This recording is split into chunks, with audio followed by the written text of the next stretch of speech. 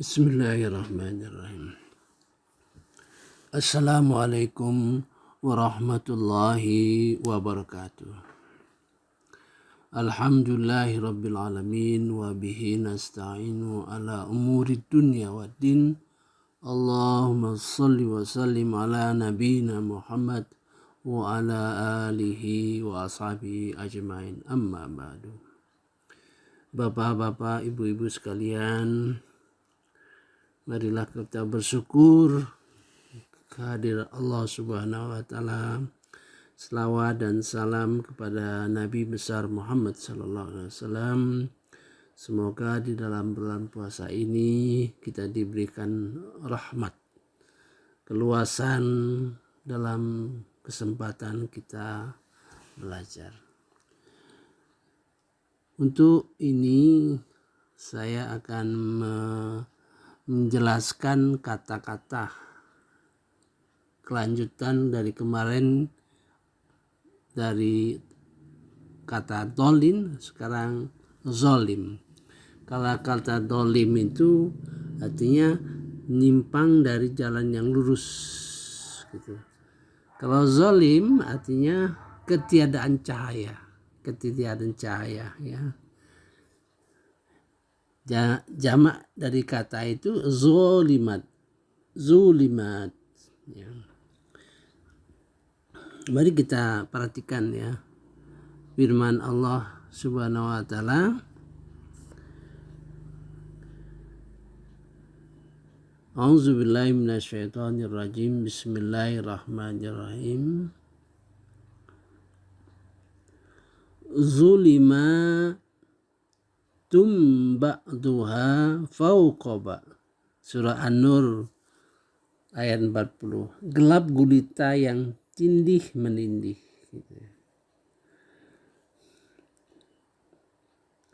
Kemudian dalam surah Al-An'am ayat 1. Wa ja'ala zulumati wan nur, dan menjadikan gelap dan terang. Kata az-zulm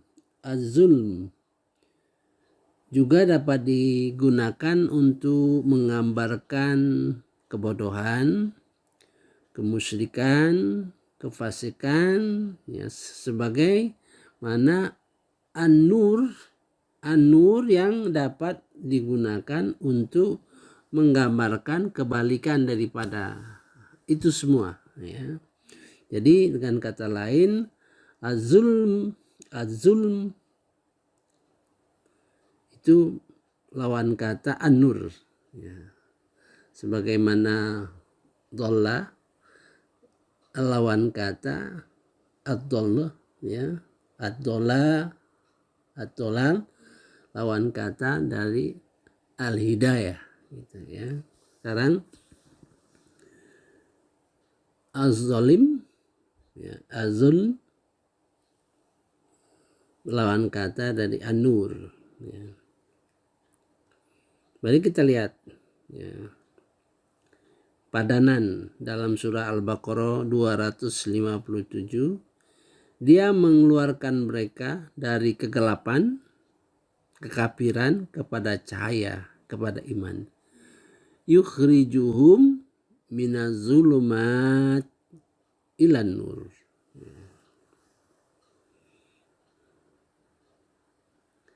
Kemudian dalam surah Ibrahim ayat 5, dan kami perintahkan kepadanya, keluarkanlah kaummu dari gelap gulita kepada cahaya terang benderang.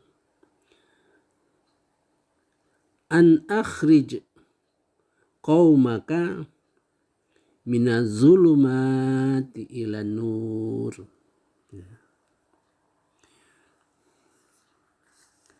Kemudian dalam surah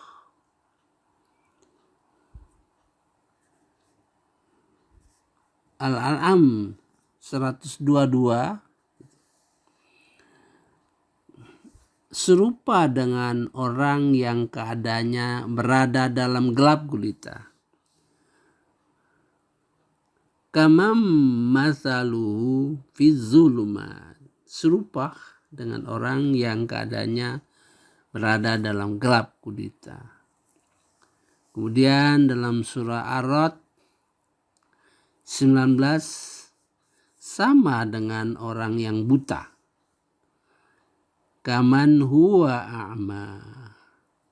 Kaman huwa a'ma.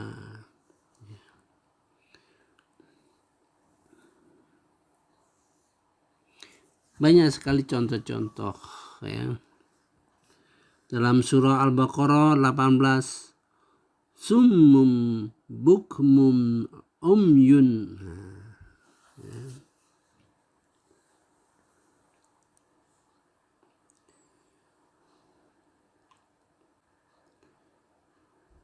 Kemudian dalam surah Al-An'am 39, dan orang-orang yang mendustakan ayat-ayat kami adalah peka, bisu, dan berada dalam gelap gulita. Walladzina kadzabu bi ayatina summum wa bukmum fiz zulumat. Dan orang-orang yang mendustakan ayat kami itu adalah peka, bisu, ya, dan berada dalam gelap gulita.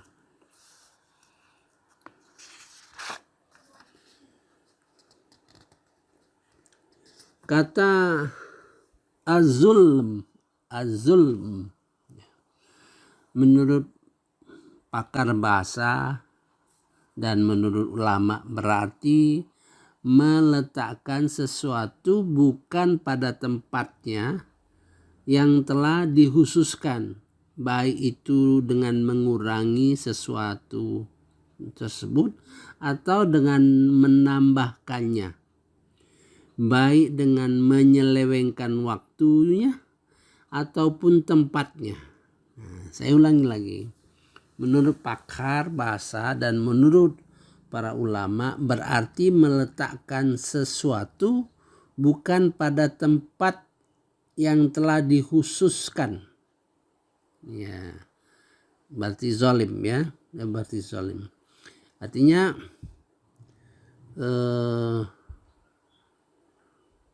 kita disuruh sholat gitu. Kita tidak sholat. Nah gitu. Jadi bukan kita tidak meletakkan sesuatu pada tempatnya, ya.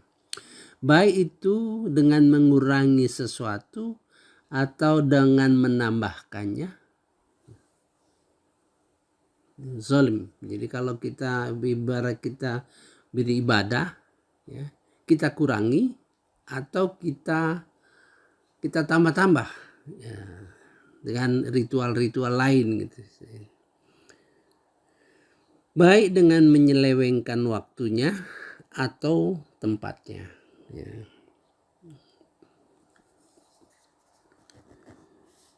Mari kita lanjutkan lagi. Kata azulm juga dapat digunakan terhadap sesuatu yang menyimpang dari putaran kebenaran, baik penyimpangan tersebut banyak maupun dikit. Ya. Dengan demikian azulm digunakan terhadap dosa besar dan dosa kecil, ya. Sehingga Nabi Adam ketika melanggar aturannya disebut zalim. Begitu juga iblis disebut juga zalim, meskipun kezaliman di antara keduanya itu terdapat perbedaan yang sangat jauh, ya. Seperti doa Nabi Adam dan Hawa, Rabbana zolamna anfusana. Nah, ya Tuhan kami telah menzolimi diri kami. Ya, gitu ya. Jadi perbuatan-perbuatan yang mengundang dosa.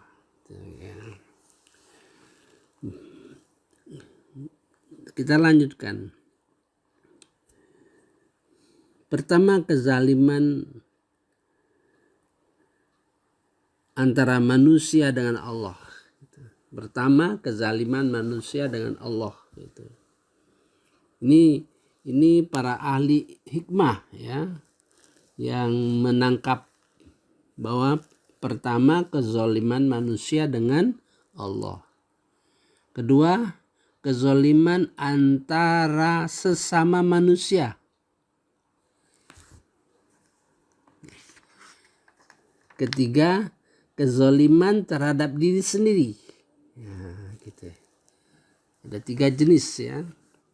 Mari kita lihat. Kezaliman manusia dengan Allah. Ya. Adalah kezaliman yang terbesar kepada Allah adalah kekufuran, kemusyrikan, dan kemunafikan. Jadi tampaknya kata-kata itu, kata zolim, ada kaitan-kaitannya, ada interceptnya. Artinya ada pengertian yang tidak satu-satu. Ya. Seperti ini, zolim itu termasuk kezaliman manusia dengan Allah, yaitu kekufuran, kemusyrikan, kemunafikan. Nah, kalau kita bicara munafik nanti lain ya. Artinya sesuatu yang perlu kita teliti, kita baca, kita pahami gitu ya. Ya, kita lihat pertama dalam surah Luqman. Ya. Surah Luqman ayat 13. Sesungguhnya kemusyrikan itu merupakan kezaliman yang besar. Inna syirk la zulmun azim. Sesungguhnya kemusyrikan itu merupakan kezaliman yang besar. Ada kata-kata la zulmun, ya, la zulmun. Ya. Begitu juga dalam surah Hud ayat 18. Ingatlah kutukan Allah ditimpakan atas orang-orang yang zalim. Ala laknatullah ala zalimin.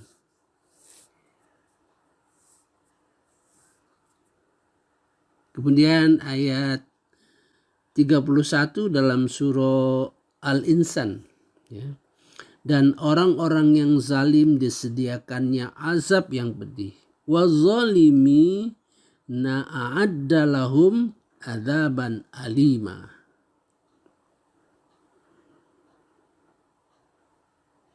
Kemudian dalam surah Az-Zumar. Maka siapakah yang lebih zalim daripada orang yang membuat-buat dusta terhadap Allah? Faman azlamu mimman kazaba alallah. Yang terakhir surah Al-An'am 21. Dan siapakah yang lebih aniaya daripada orang yang membuat-buat kedustaan terhadap Allah? Waman azlamu mimman iftara alallahi kadziba. Sekarang jenis kedua. Kezaliman antara sesama manusia. Dan ini yang dimaksudkan dalam firman Allah yang berbunyi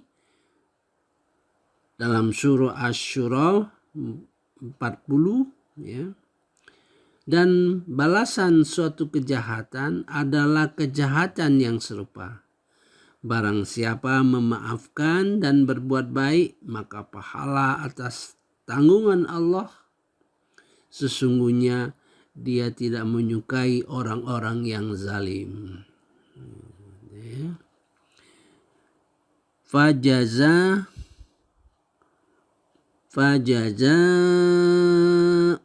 sayyi'atin sayyi'atum misluha. balasan suatu kejahatan adalah kejahatan serupa. Maka barang siapa yang memaafkan dan berbuat baik, maka pahala atas tanggungan Allah. Faman afa wa aslaha fa ajruhu 'ala Allah. Faman afa, memaafkan, wa aslaha, dan berbuat baik, ya, fa ajruhu 'ala Allah, maka akan diberi pahala atas tanggungan Allah. Innahu la yuhibbuz zalimin. Ini suatu ayat yang luar biasa ini, ya. Sudah memaafkan, kemudian berbuat baik lagi, ya. Ibarat kita dizalimi orang, ya, kita maafkan, sudah itu kita berbuat baik lagi. Ini di dalam surah Asy-Syu'ara, ya, Asy-Syu'ara. Di dalam ini lebih kepada kelasnya itu di dalam Asy-Syu'ara itu ibarat orang bertakwa itu dalam kelas 5. Ini mudah-mudahan kita mendapat pelajaran dari ayat tersebut. Kemudian ayat 42,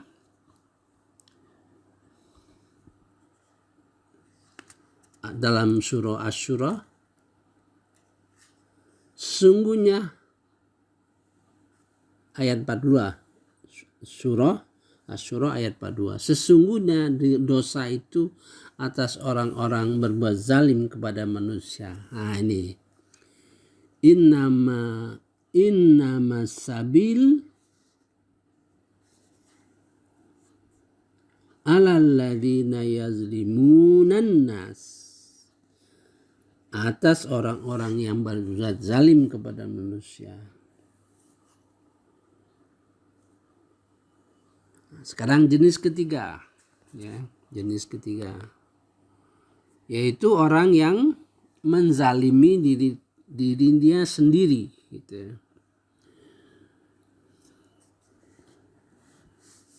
Dalam surah Fatir ayat 32, faminhum zalimul linafsi.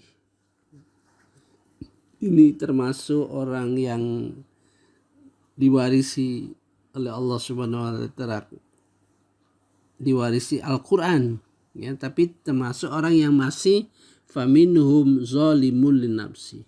Di situ ada 3 kategori, ya.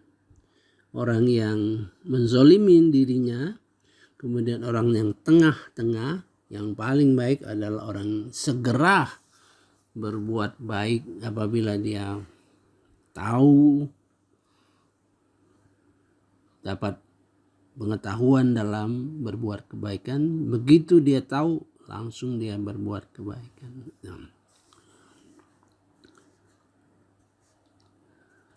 Kemudian surah Al-An'am 44, zalaltu nafsi, sesungguhnya aku telah berbuat zalim terhadap diriku sendiri. Kemudian An-Nisa 64, izzalamu anfusahum, ketika mereka menganiayai diri mereka sendiri. Kemudian Al-Baqarah ayat 35, fatakuna minaz zalimin, menyebabkan kamu termasuk orang-orang zalim. Ya.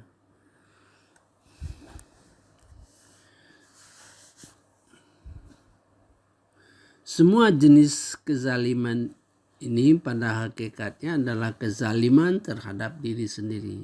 Karena manusia ketika berbuat kezaliman, sesungguhnya ia telah menganiaya dirinya sendiri. Maka selalu kezaliman itu diawali kezaliman terhadap diri sendiri. ya. Sehingga Allah mengingatkan dalam surah An-Nahl ayat 33, dan Allah tidak menganiai mereka, tetapi mereka lah yang selalu menganiaya diri mereka sendiri. Gitu, ya. Wa ma zalamahumullah, dan Allah tidak menganiaya mereka, walakin kanu anfusahum yazlimun, dan akan tetapi merekalah yang selalu menganiaya diri mereka sendiri. Kemudian ayat Al-Baqarah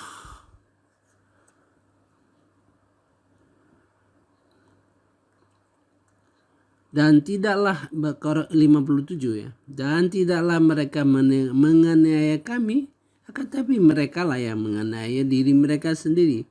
Wa ma zalamuna kami, ya. Mereka tidak menganiaya kami, walakin kanu anfusahum yazlimun. Kemudian ayat surah Al-An'am 82, mereka tidak mencampur adukan keimanan mereka dengan kezaliman. Walam yalbisu imanahum bizulmin. Ya.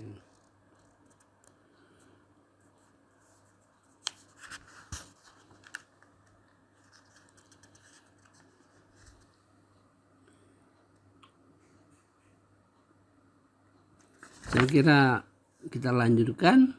Ada yang mengatakan bahwa kezaliman itu artinya kemusyrikan. Gitu. Ayat surah Luqman ayat 13 tadi ya. Inna syirk la zulmun azim. Sesungguhnya kemusyrikan adalah kezaliman yang besar.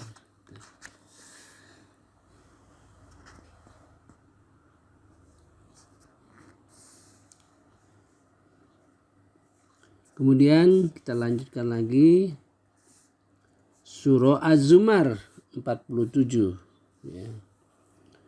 Sesungguhnya kata zalim itu dalam ayat itu mengandung 3 jenis kezaliman. Nah, mengandung 3 tadi. Ya.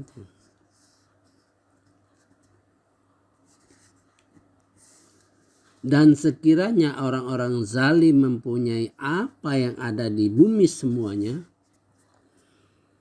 artinya bisa melakukan kezaliman itu semuanya gitu.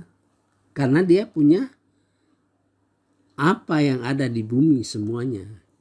Misalnya orang kaya, dia melakukan kezaliman, wah itu penuh jadi ya. Walau anna lilladzina zalamu, dan sekiranya orang-orang zalim mempunyai apa yang ada di bumi semuanya,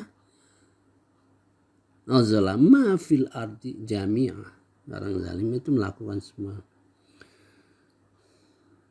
Kemudian surah An-Najm ayat 52 ya.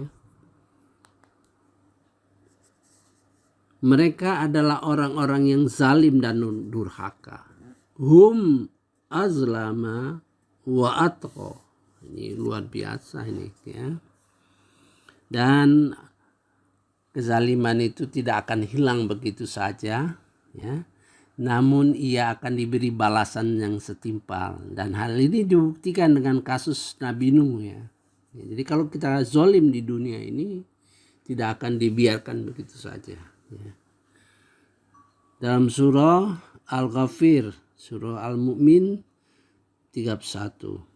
Wa mallahu yuridu zulman lil ibad, dan Allah tidak menghendaki berbuat kezaliman terhadap hamba-hambanya. Dan aku sekali-kali tidak menganiaya hambaku. Dalam surah Qaf ya. Wa ma ana bizallamin lil abid. Ya. Saya kira ada yang terakhir yang lolos dari Yaitu di dalam surah 39:53 itu perintah kepada kita jangan sampai ya orang-orang yang berdosa itu berputus asa gitu. Dalam surah Az-Zumar ayat 53 ya. Memberikan kesempatan, ini ayat yang paling menyenangkan yaitu Auzubillahi minasyaitonirrajim. Bismillahirrahmanirrahim. Katakan wahai hamba-hambaku yang melampaui batas terhadap diri mereka sendiri. Qul ya ibadiyalladzina asrafu ala anfusihim, yang dosanya banyak, la taqnatu min rahmatillah. Janganlah kalian berputus asa dari rahmat Allah, ya. Innallaha yaghfiru dzunuba jami'a. Innallaha yaghfiru dzunuba jami'a. Sesungguhnya Allah mengampuni dosa-dosa kalian semuanya, ya, kecuali dosa-dosa syirik, ya. Innahu wal ghafur rahim. Dan dia maha penyayang. Nah, orang yang putus asa itu ada dua kategori. Ya, orang yang misalnya kalau dosaku banyak sekali, hidupku susah, sudahlah bunuh diri saja. Itu kasarnya orang yang berputus asa itu yang berputus asa. Ya tidak berarti putus asa itu adalah orang bunuh diri itu baru putus asa. Orang yang tidak punya harapan lah, ya. Dia biarkan hidupnya karena kesedihan, karena keputusasaan, ke dalam kegelapan. Nah itu juga orang putus asa. Maka di dalam surah Al-Hijr ayat 15 ayat 56 ya, Hijr 86 itu dia berkata, Nabi Ibrahim alaihissalam, tidak ada orang yang putus asa dari rahmat Tuhannya kecuali yang sesat. Auzubillahi minasyaitonirrajim. Qala wa may yaqnatu mir rahmati rabbihi illa dhallun.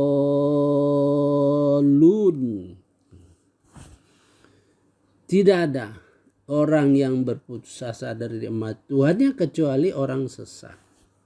Kemudian dalam surah Yunus ditegaskan lagi itu bahwa itu termasuk orang-orang yang kafir jadinya, ya.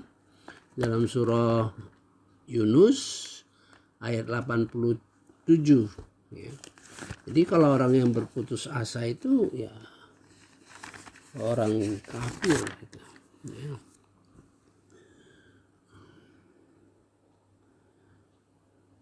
Wahai anak-anakku, pergilah kamu, carilah berita tentang Yusuf dan saudaranya. Itu kan kisah Nabi Yusuf, ya. Jadi orang tuanya yaitu Nabi Yakub, ya, mengajari anaknya. Kan hilang anak dua itu. Dan dia mengajarkan supaya jangan berputus asa, gitu, ya. Wahai anak-anakku, pergilah kamu, carilah berita tentang Yusuf dan saudaranya, dan jangan kamu berputus asa dari rahmat Allah. Sesungguhnya yang berputus asa dari rahmat Allah hanya orang-orang kafir.